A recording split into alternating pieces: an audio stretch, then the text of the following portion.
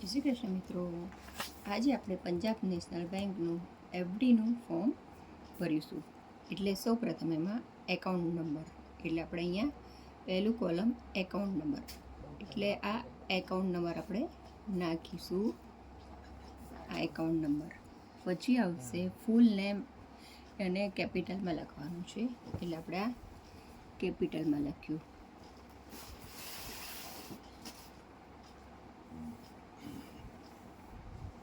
આપણું ફૂલ નેમ. પછી આવશે બીજું કે કેટલા રૂપિયાની આપણે એફડી કરાવી છે, તો આપણે 10,000ની. તો અહીંયા આટલા 10,000 રૂપિયા આપણે લખવાનું.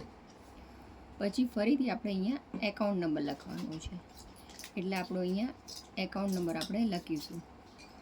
અને અહીંયા આપણી સિગ્નેચર આવે, એટલે આપણે અહીંયા સિગ્નેચર કરીશું. અને પછી આપણે કેટલા ટાઈમ માટે મૂકવાની છે, 1 વર્ષ કે 444 દિવસ, તો 1 વર્ષ. પછી અહીંયા નીચે આવશે ડેટ, એટલે તારીખ, એટલે આપણે અહીંયા તારીખ નાખી દઈશું. અને પછી પ્લેસ, એટલે શહેર, એટલે આપણે અમદાવાદ એ. અને પછી અહીંયા સાઈન આવી જશે, અને પછી પાછળ ફેરવવાનું.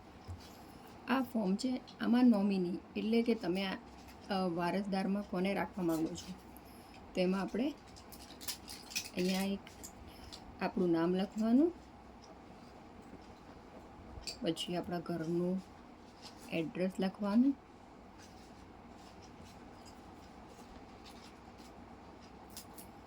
પછી અહીંયા ડિપોઝિટ જેને કરાવવું હોય, આપણે નોમિનીમાં જે નામ લખાવું એ, તો એનો એકાઉન્ટ નંબર લખી દેવાનો. પછી નામ,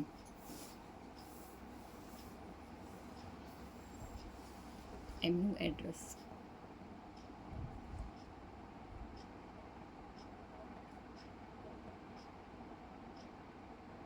પછી રિલેશનશિપ, એટલે સંબંધમાં તમારે શું થાય છે, અને એમની અહીંયા ઉંમર લખાવવાની, અને અહીંયા જન્મ તારીખ.